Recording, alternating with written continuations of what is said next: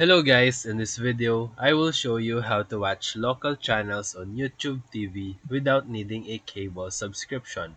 Step 1. Open the YouTube TV app or go to tv.youtube.com. Step 2. Sign in with your Google account.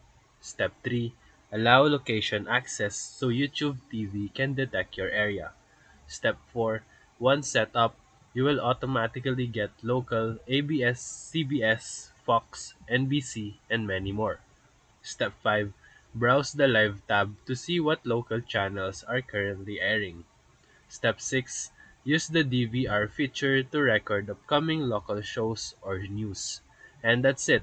No cable box needed, just internet access and the YouTube TV subscription. So if this video helped you, feel free to like and subscribe for more quick tutorials, reviews, and comparison videos. Thank you for watching.